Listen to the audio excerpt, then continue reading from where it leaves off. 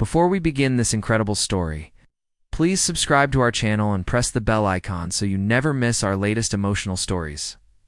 Now, let's dive into this shocking tale.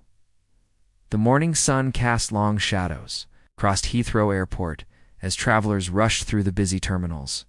Among them walked a woman whose presence commanded attention. Though she tried to remain inconspicuous behind dark sunglasses and a silk scarf, Queen Camilla had arrived for what was supposed to be a private flight to Scotland. But fate had other plans that would expose secrets buried for years.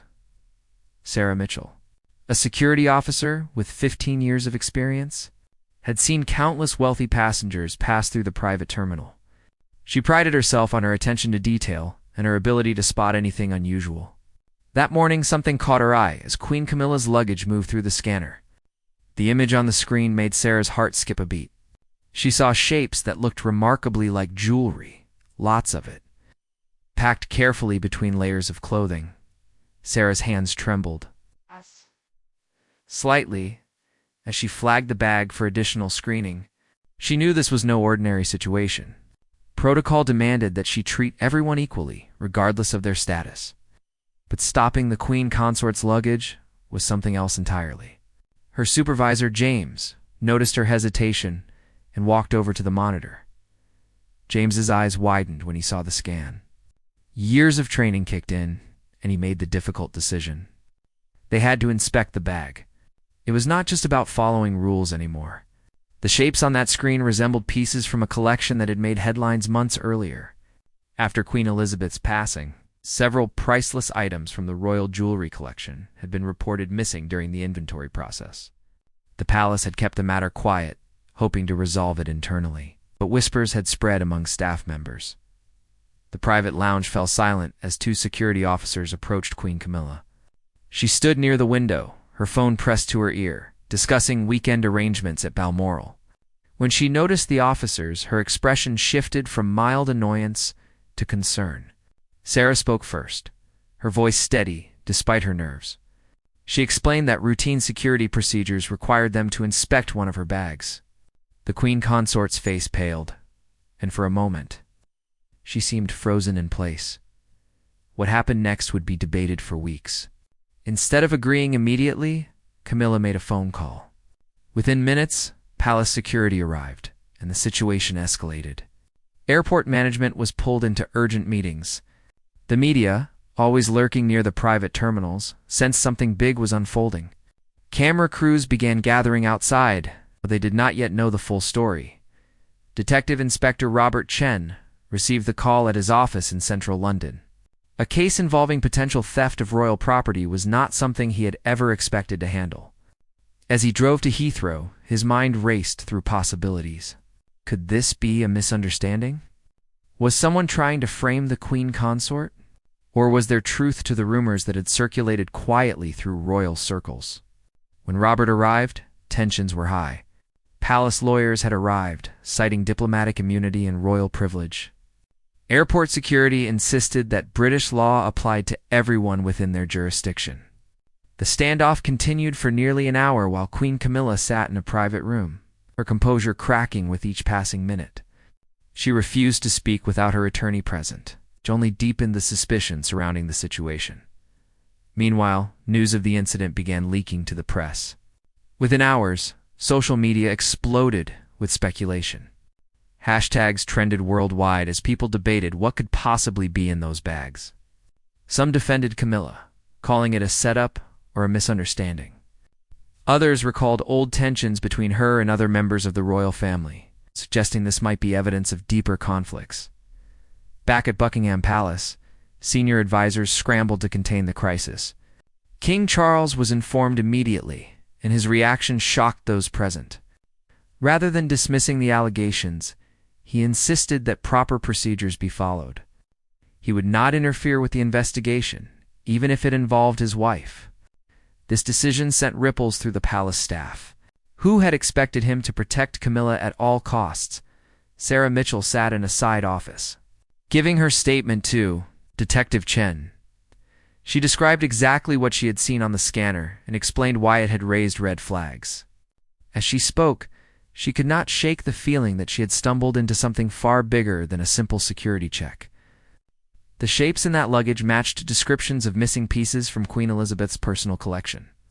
Items that held not just monetary value, but immense historical and sentimental significance.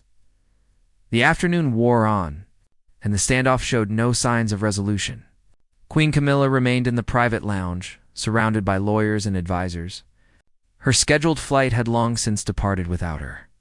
Outside, the crowd of journalists grew larger, their cameras pointed at every entrance and exit.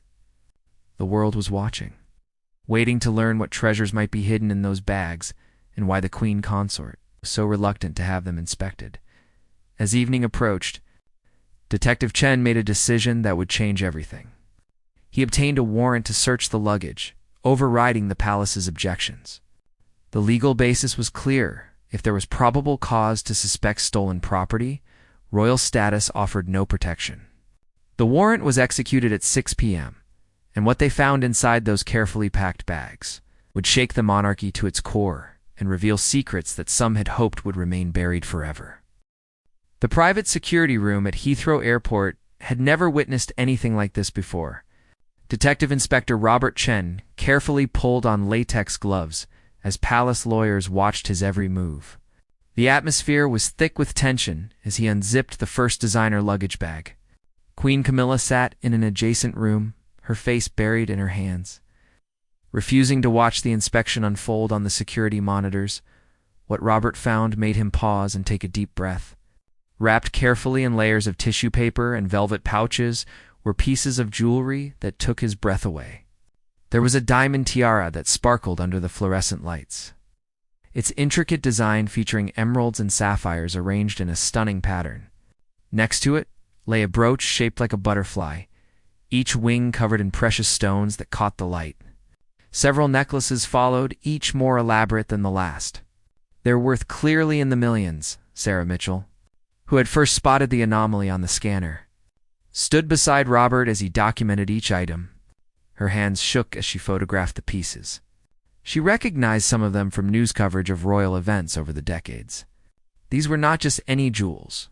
These were pieces that had adorned Queen Elizabeth during some of the most important moments in British history. The weight of what they had uncovered settled on everyone in the room. Palace representatives immediately claimed that Queen Camilla had every right to transport these items. They belonged to the crown, they argued, and as Queen Consort, she had access to the royal collection. But Robert was not convinced. He had done his homework during the wait for the warrant. According to palace records that had been shared with investigators months earlier, several of these exact pieces had been listed as missing during the inventory conducted after Queen Elizabeth's death.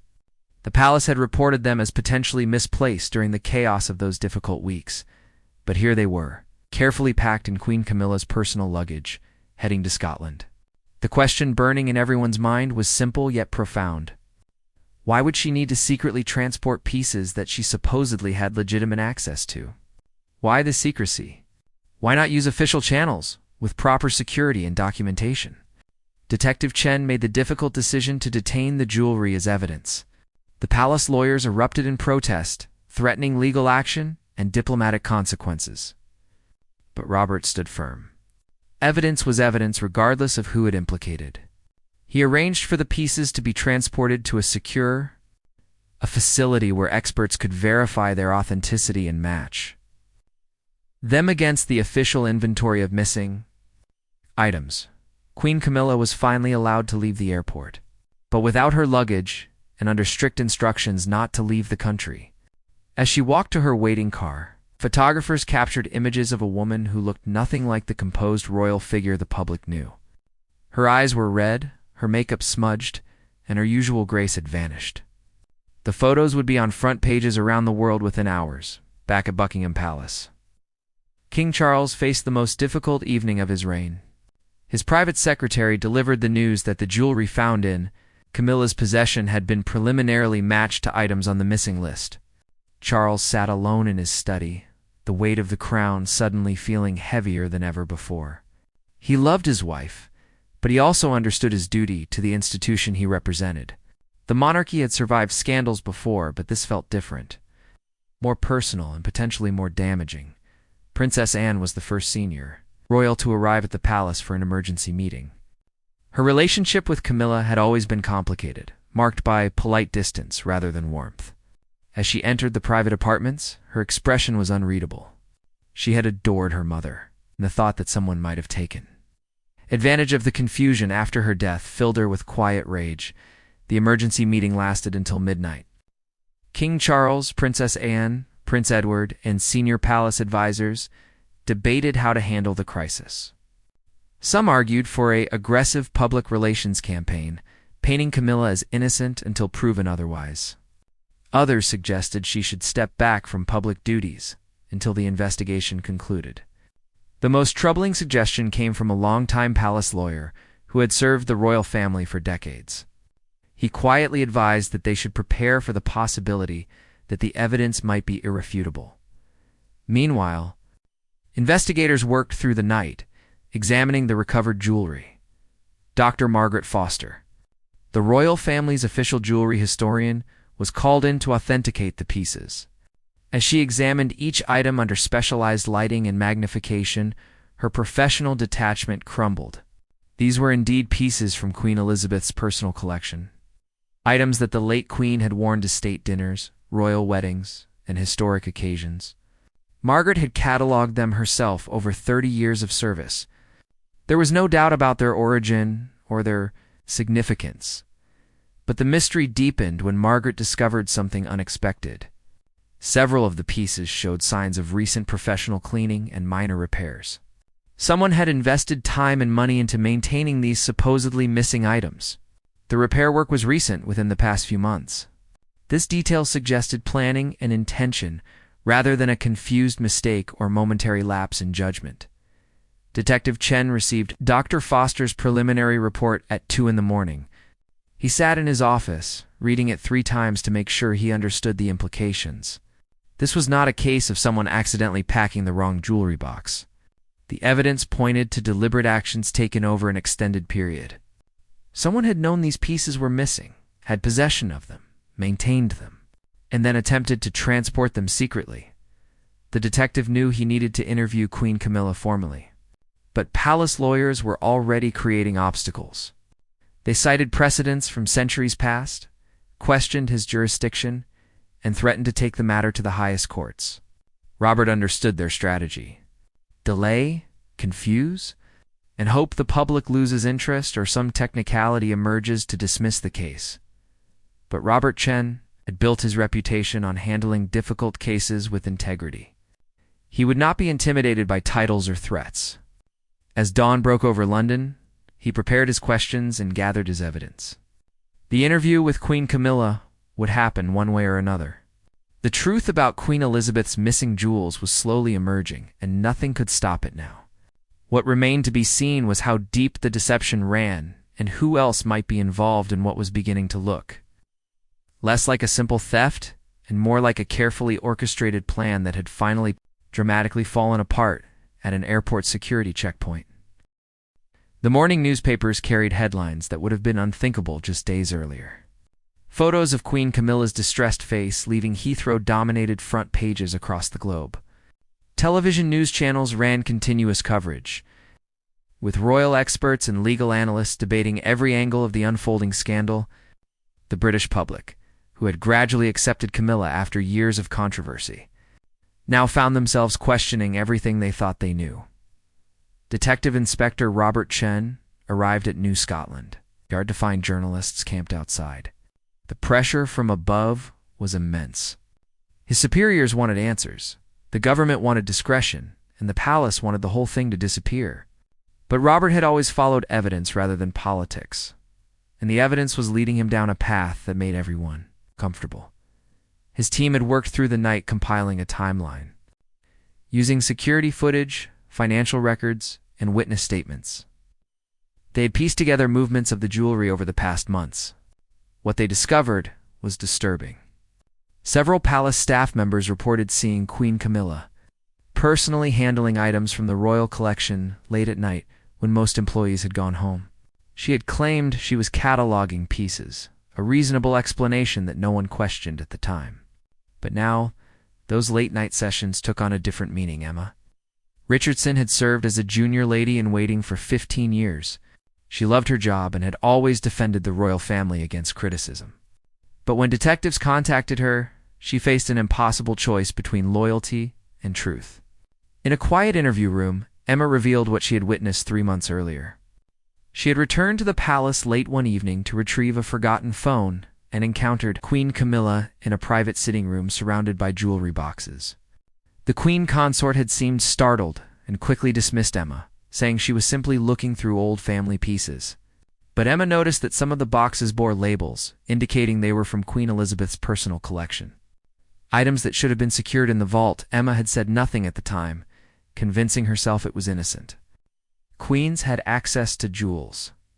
That was normal, but the image had haunted her, especially after rumors began circulating about missing pieces. Now, sitting across from Detective Chen, she realized her silence might have enabled something terrible. Tears streamed down her face as she described the scene in detail, the specific pieces she had seen. In Camilla's reaction when discovered, this testimony gave Robert the foundation he needed to request a formal interview with Queen Camilla. The palace could no longer delay or deflect. After intense negotiations, it was agreed that Camilla would meet with investigators at a neutral location, accompanied by her legal team. The interview was scheduled for the following afternoon at a government building in central London. Away from the public eye and media circus, King Charles spent that morning alone. Walking through the palace gardens where his mother had spent countless peaceful hours, he thought about duty, family, and the impossible position he now occupied. Part of him wanted to believe there was an innocent explanation for everything. Perhaps Camilla had been moving pieces for safekeeping, or had been confused about proper procedures. But the evidence painting a different picture was becoming harder to ignore. His private secretary had shown him the preliminary findings, and they suggested deliberate concealment rather than innocent mistakes. Princess arrived at the palace without announcement, walking straight to her brother's private study. Their conversation was difficult and emotional. Anne had never fully embraced Camilla, always feeling that her brother's second wife had maneuvered her way into a position she did not deserve. Now, with their mother's jewelry at the center of a scandal, Anne's restraint finally broke. She demanded that Charles put the monarchy before his marriage, that he consider what their mother would want in this situation. Charles listened, his face showing the weight of every word, but he did not commit to any course of action. He needed to hear Camilla's explanation first. The day of the interview arrived with unprecedented security measures. Detective Chen and his colleague, Detective Sergeant Linda Morrison, sat across from Queen Camilla and her 3 lawyers in a windowless conference room. The recording equipment hummed quietly as formal introductions were made. Camilla looked exhausted, her usual polish replaced by dark circles and trembling hands that she tried to hide by clasping them together. Robert began with basic questions. Establishing timeline and access to the royal collection, Camilla answered carefully, each response clearly prepared by her legal team. Yes, she had access to certain pieces. Yes, she had been cataloging items. No, she did not realize that any of the pieces in her luggage were listed as missing. She claimed she had packed items she believed were gifts from Charles or pieces she had been told she could use for an upcoming event in Scotland. But as the interview progressed, inconsistencies emerged. When asked about the professional cleaning and repairs documented by Dr. Foster, Camilla hesitated too long before answering. Her lawyers interjected, but the damage was done. That pause spoke volumes. When Robert produced photographs showing her handling specific pieces late at night, pieces that were definitely on the missing list, her composure finally cracked. What happened next shocked everyone in the room. Instead of maintaining her denial, Camilla broke down. Through tears, she began to speak, and her lawyers frantically tried to stop her. But the dam had broken. She revealed that after Queen Elizabeth's death, she had felt lost and insecure. Despite being queen consort, she felt like an outsider in a family that had never fully accepted her. She had started taking small pieces from the collection, telling herself she deserved them, that she had earned her place, and these were symbols of her status. It had started with one brooch, then a necklace, then more. She convinced herself it was not really stealing because she was family now, The pieces would eventually pass to Charles anyway, so what did it matter if she took possession a bit early? She had them cleaned and repaired, keeping them in her private quarters. The plan had been to gradually introduce them into her public wardrobe, claiming they were gifts or inherited pieces. No one would question her. She was the queen consort. But then the palace inventory revealed items were missing. Panic set in. Camilla could not simply return them without admitting what she had done.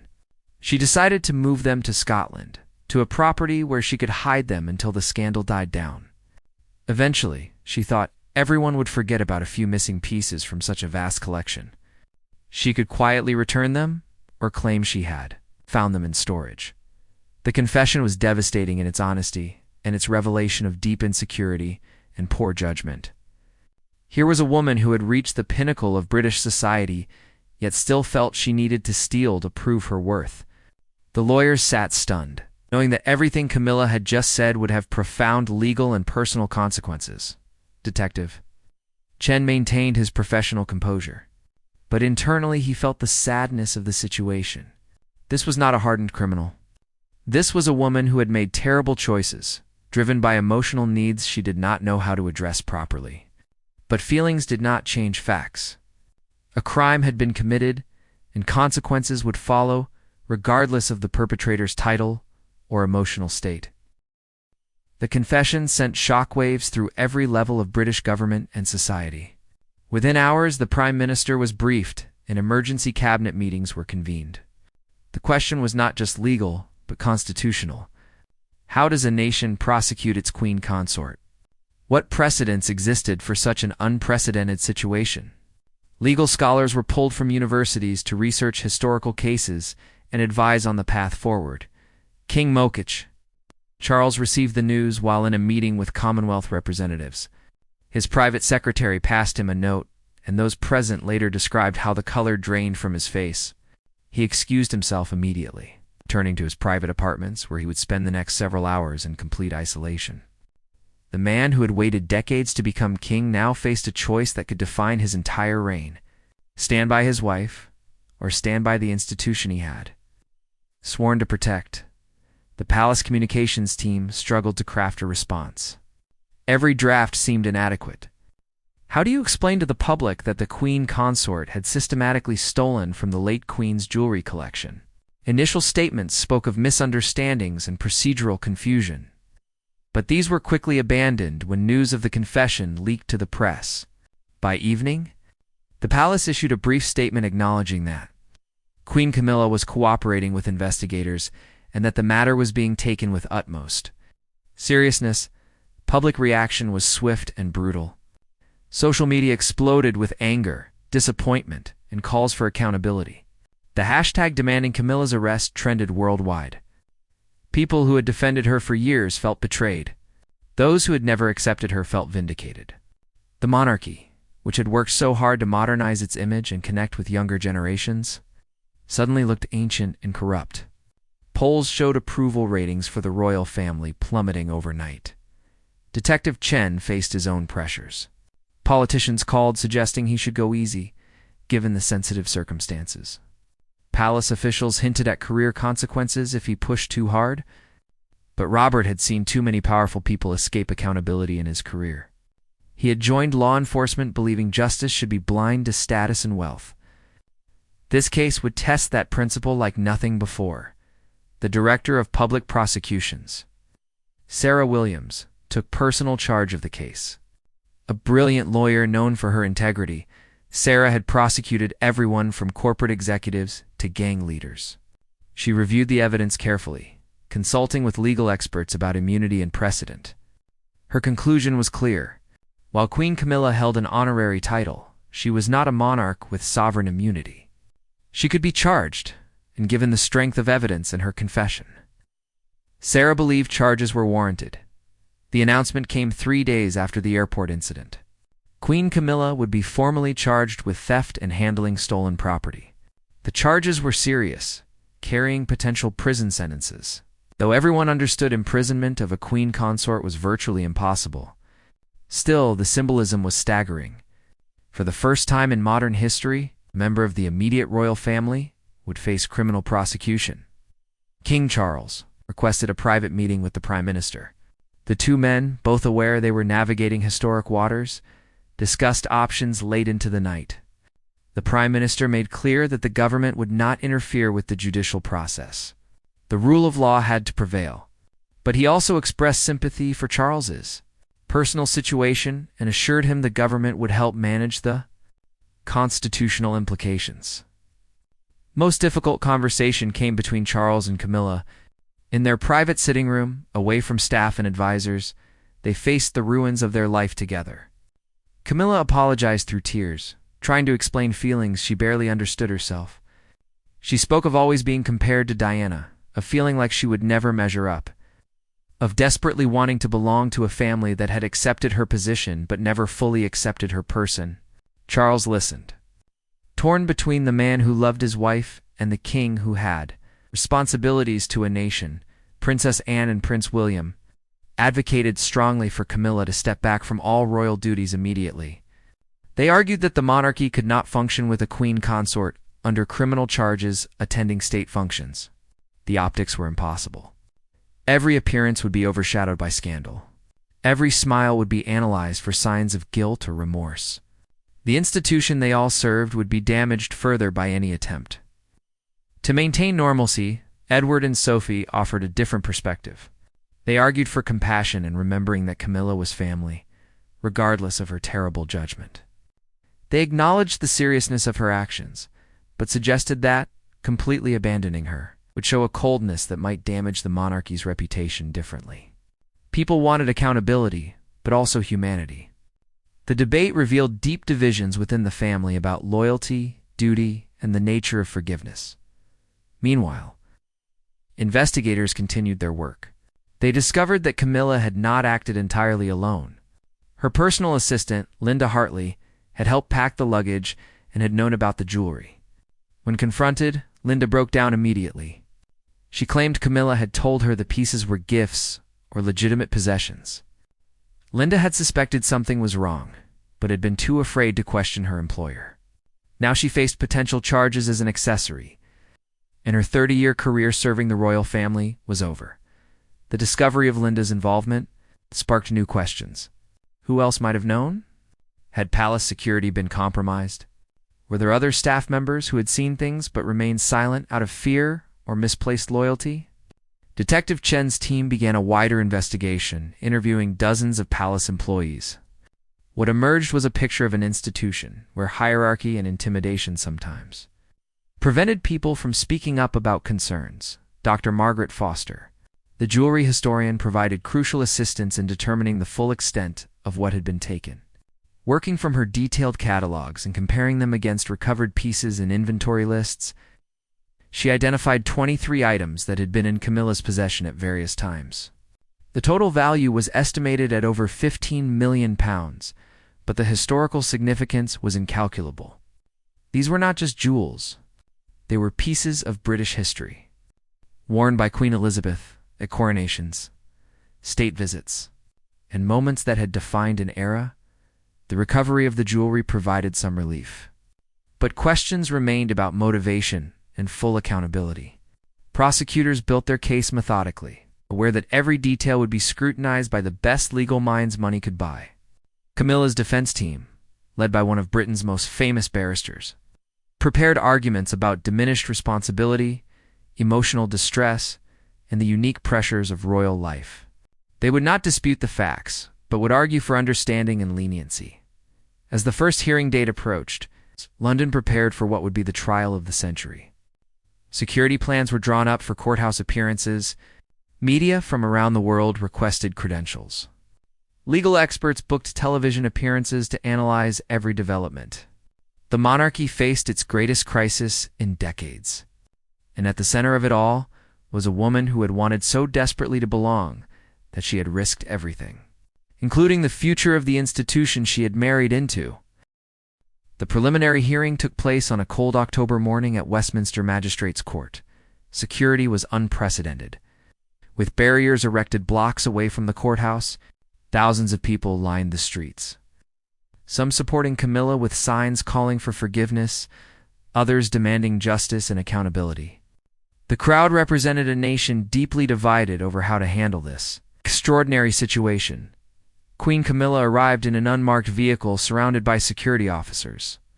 Gone were the royal trappings and ceremonial escorts. She was now a defendant, entering through the same doors used by everyone accused of crimes. Photographers captured images of a woman barely recognizable from the poised royal figure the public had known. She wore a simple, dark suit, minimal makeup, and walked with her head slightly bowed, flanked by her legal team. Inside the courtroom, the atmosphere was tense. Magistrate Jennifer Patterson presided with stern efficiency, making clear that despite the extraordinary nature of the case, her court would follow standard procedures. When asked to confirm her identity, Camilla's voice barely rose above a whisper. The formal reading of charges took less than 5 minutes, but those minutes would be replayed and analyzed endlessly by media outlets. Worldwide, the prosecution outlined their case with devastating clarity. They presented security footage showing Camilla accessing the royal vault, testimony from palace staff about her late-night activities, and most damaging excerpts from her own confession. The evidence was overwhelming. Camilla's defense team did not contest the basic facts, but requested bail and argued that their client posed no flight risk and would cooperate fully with the legal process. Magistrate Patterson granted bail under strict conditions. Camilla would surrender her passport, report weekly to authorities, and reside at a designated property away from central London. She was forbidden from accessing any royal properties or collections without explicit court permission. The decision sparked immediate debate. Some felt she received preferential treatment, while others argued the conditions were actually quite restrictive given her position. King Charles watched the proceedings remotely from Windsor Castle. His advisors had strongly recommended against attending in person, as his presence would create additional complications and media frenzy. After the hearing concluded, Charles issued a personal statement that was carefully crafted but deeply felt. He expressed his love for Camilla, while acknowledging the seriousness of her actions. He stated that she would step back from all royal duties pending the outcome of legal proceedings. Most significantly, he announced that an independent review would examine how such a breach could occur within palace systems.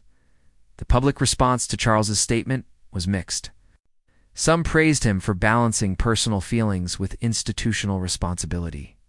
Others felt he was not forceful enough in condemning Camilla's actions. Critics pointed out that calling for an independent review seemed like an attempt to shift blame to systems rather than individual choices. Supporters countered that examining security and oversight procedures was exactly what responsible leadership required. Princess Anne took a different approach. In a rare public appearance not connected to official duties, she gave a brief interview where she spoke about her mother's legacy and the pain of seeing beloved possessions treated with such disrespect. While she did not mention Camilla by name, the target of her carefully chosen words was clear.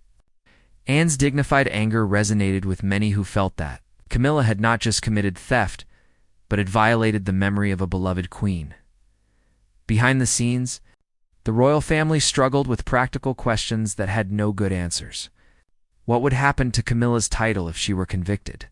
Could she remain queen consort while serving a sentence, even if that sentence was probation or community service rather than imprisonment? Would Charles consider divorce to protect the institution? These questions were debated in private meetings, where family members confronted painful realities about duty versus loyalty. Detective Chen's investigation expanded beyond the initial charges. Financial records revealed that Camilla had consulted with private jewelers about valuations, suggesting she might have considered selling some pieces. While no sales had occurred, the intent to explore that option added another layer to the case. The prosecution saw this as evidence of deliberate criminal planning rather than impulsive emotional actions. One jeweler, Marcus Pemberton, provided particularly damaging testimony. He described how Camilla had visited his exclusive Mayfair shop under an assumed name, showing photographs of pieces and asking hypothetical questions about discrete international sales. Marcus had suspected something was wrong and had kept detailed notes of the conversation. When he later saw news coverage of missing royal jewels, he recognized some of the pieces from the photographs Camilla had shown him. His decision to contact authorities rather than protect a wealthy client, demonstrated integrity that stood in stark contrast to Camilla's actions. The trial date was set for January, giving both sides months to prepare.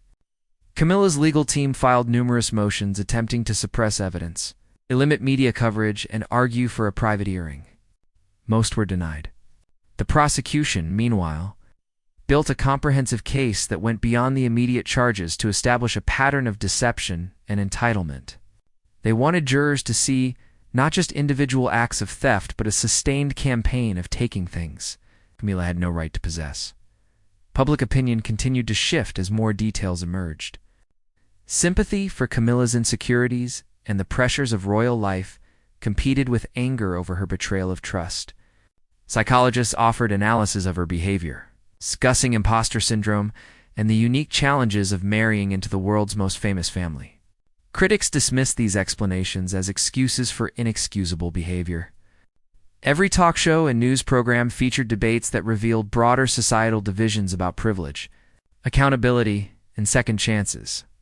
The impact on the monarchy extended beyond headlines and public opinion.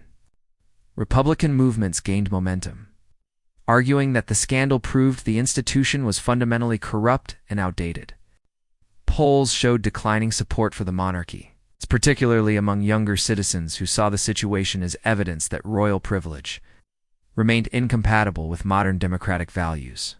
Charles and his advisors recognized that how they handled this crisis would determine whether the monarchy survived in its current form. Emma Richardson, the lady-in-waiting who had provided crucial early testimony, struggled with her own conscience. She received hate mail from Camilla's supporters who viewed her as a traitor. She also received praise from those who saw her as brave for telling the truth. Emma questioned whether she could have prevented everything by speaking up earlier.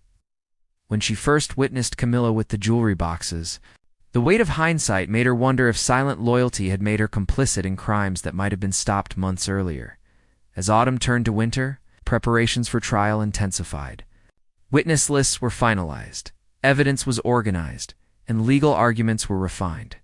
The case had already consumed millions in legal fees and countless hours of police work. The trial itself would likely last weeks, dominating news cycles and public attention. Both sides understood that the verdict would have implications far beyond one person's guilt or innocence. The future of the monarchy itself would be judged alongside Queen Camilla in that courtroom. King Charles spent long hours in contemplation, walking the palace grounds his family had occupied for generations. He thought about his mother, who had dedicated her entire life to duty and service. He wondered what she would say about the situation, though he suspected he knew. Elizabeth had always put the institution first, even when it cost her personally. Charles knew he might face a similar choice, one that would require him to prioritize the crown over his heart. The decision loomed before him like a shadow, growing darker as the trial date approached. January arrived with freezing rain that matched the cold tension gripping London. The trial of Queen Camilla began on a Monday morning that would be remembered as one of the most significant days in modern British legal history. The Old Bailey, usually reserved for the most serious criminal cases, had been chosen as the venue. Its historic courtrooms had witnessed countless dramatic trials, but nothing quite like this. The jury selection had taken days, so with both sides carefully evaluating potential jurors for bias. Could anyone truly be impartial about royalty? The final 12 represented a cross-section of British society, their faces showing the weight of responsibility they carried. They would decide not just Camilla's fate, but potentially the future. Direction of an institution that had endured for over 1,000 years. Prosecutor Sarah Williams delivered an opening statement that was both powerful and restrained. She outlined the facts methodically, describing how a woman in a position of immense privilege had systematically taken treasures that belonged to the nation. She emphasized that this was not about a moment of weakness, but calculated actions over months. The jewelry was not just valuable, but represented historical continuity and the memory of a beloved monarch who had served with distinction for 70 years. The defense, led by renowned barrister Jonathan Blackwood, took a different approach. He painted a picture of a woman crushed under impossible expectations. forever compared to a princess the public had canonized in death. He spoke of the psychological toll of constant scrutiny, of being blamed for a marriage's end decades ago, of never being allowed to forget past mistakes. While acknowledging his client's actions were wrong, he asked jurors to consider the human being behind the title. Someone who had cracked under pressures few could imagine. The first week of testimony brought palace staff to the witness stand. Emma Richardson's testimony was particularly emotional. She described the night she encountered Camilla surrounded by jewelry boxes, the Queen Consort's startled reaction, and her own decision to remain silent. Emma's voice broke as she admitted she had failed in her duty by not reporting what she saw immediately. The defense tried to suggest Emma had misinterpreted an innocent scene, but her detailed recollection and obvious honesty made their efforts futile. Security footage played in the courtroom showed Camilla accessing restricted areas of the palace late at night. The timestamps revealed a pattern spanning 5 months, always when staff levels were minimal. Expert witnesses testified about security protocols and how they had been circumvented. The palace's head of security admitted under cross-examination that procedures had been relaxed for senior royals. An assumption of trust that had been catastrophically misplaced, Dr. Margaret. Foster's testimony brought gasps from the public gallery. She described each piece of jewelry in detail, its history and significance. When she explained that one particular brooch had been Queen Elizabeth's favorite, worn to her own coronation, several jurors visibly reacted. Margaret showed photographs of the late Queen wearing these pieces at historic moments, making tangible the connection between objects and legacy. The theft was not just about monetary value, but about stealing pieces of history itself. The jeweler, Marcus Pemberton, provided damning evidence about Camilla's inquiries regarding discreet sales. Under oath, he recounted their conversation in precise detail, describing how she had asked about moving pieces through international auction houses with minimal documentation. His notes, kept meticulously, corroborated every claim. The defense argued these were merely hypothetical discussions, but the specificity suggested otherwise. Then came the moment everyone had anticipated. Queen Camilla took the stand in her own defense. The courtroom fell absolutely silent as she was sworn in. For 3 days, she testified about her life, her insecurities, and the choices that had brought her to this point. She spoke of feeling like an imposter in a world of protocol and tradition, of desperately wanting to prove she belonged, of the irrational belief that possessing these jewels would somehow validate her position. Her testimony was raw and often painful to watch. She described panic attacks and sleepless nights after the inventory revealed missing pieces. She admitted that returning them would have required confessing, and she had convinced herself that hiding them was the better option. She acknowledged the profound wrongness of her actions and expressed remorse that seemed genuine. Several jurors appeared moved, though whether by sympathy or pity was unclear. The prosecution's cross-examination was relentless but professional. Sarah Williams methodically dismantled Camilla's portrayal of her actions as impulsive responses to psychological distress. She highlighted the planning involved, the multiple thefts over months, the consultations with jewelers, and the attempt to move pieces to Scotland. Each question revealed more calculation than Camilla's testimony had suggested. By the end, the image of a desperate woman had been replaced by one of someone who knew exactly what she was doing. Character witnesses provided conflicting portraits. Some palace staff described Camilla as kind and considerate, someone who remembered birthdays and asked about their families. Others painted a picture of someone demanding and occasionally cruel, particularly to those she perceived as judging her.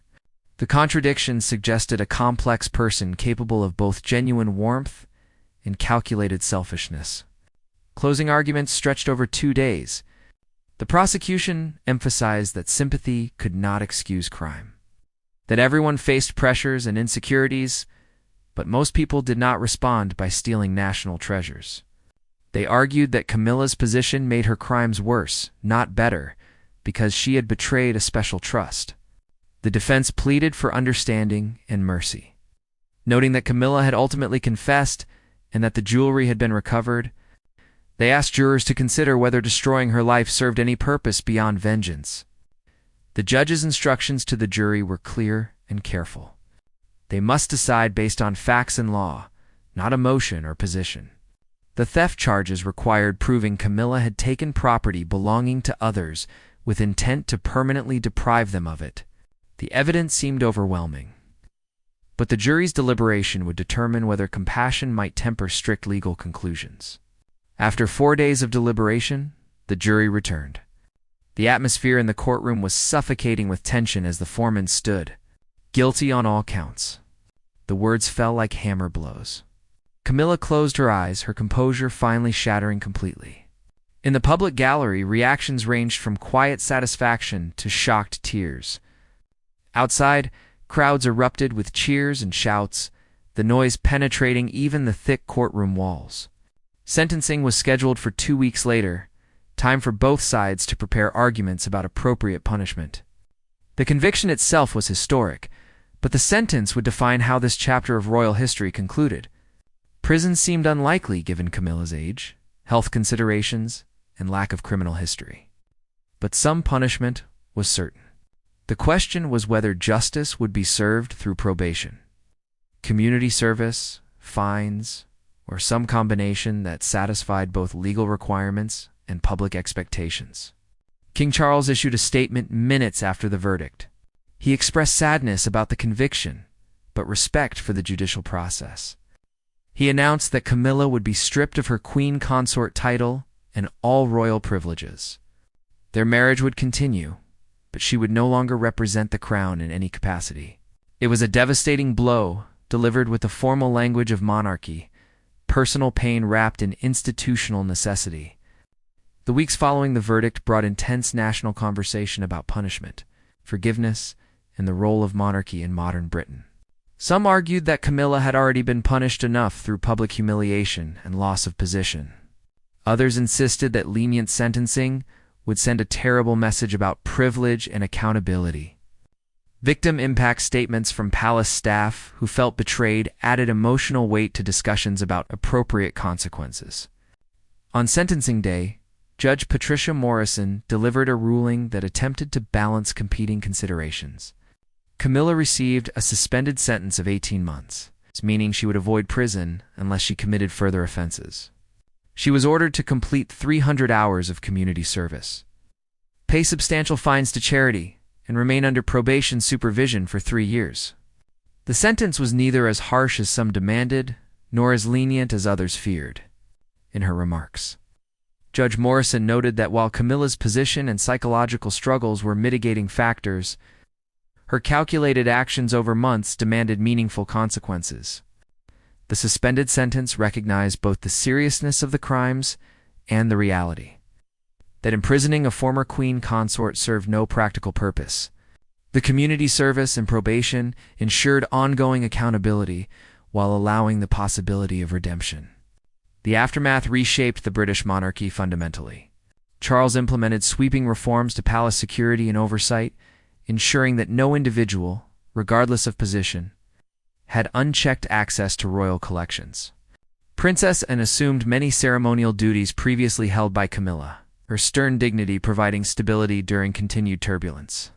Prince William and Catherine stepped into more prominent roles, representing a future that the public could believe in after scandal had tarnished the present. Camilla herself largely disappeared from public life. She completed her community service working with organizations supporting people struggling with mental health issues, finding in service to others some measure of purpose she had failed to find in stolen jewels.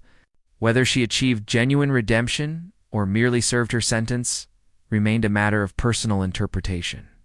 Detective Robert Chen received commendations for his handling of an impossibly sensitive case, though he took no pleasure in having prosecuted royalty. He had simply done his job, following evidence wherever it led. Believing that justice applied equally to everyone, or it meant nothing at all. Sarah Mitchell, the airport security officer whose sharp eye had started everything, returned to her normal duties. She never sought attention for her role. Content, knowing she had done the right thing, even when it would have been easier to look away. Her actions reminded everyone that ordinary people, performing their duties with integrity, remained the foundation of any just society.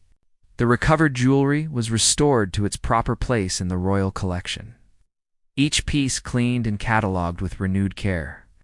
They would eventually be displayed in exhibitions, their history now including a strange chapter about theft and recovery that made them somehow more human, more connected to the flaws and struggles of real people, rather than existing only as symbols of untouchable majesty.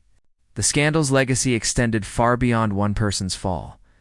It sparked necessary conversations about mental health, the cost of public service, and whether hereditary privilege could coexist with modern expectations of accountability. The monarchy survived but emerged changed, perhaps stronger for having confronted its vulnerabilities. Rather than hiding them behind palace walls and carefully managed images, years later, historians would debate whether this crisis represented the beginning of the end for the British monarchy or a painful but necessary evolution. What remained undeniable was that a security checkpoint at Heathrow Airport had become the unlikely stage for a drama that exposed truths about power, insecurity, and the eternal human struggle between who we are and who we desperately wish to become. The jewels had been recovered, but the questions they raised about duty, privilege, and justice would echo through British society for generations to come.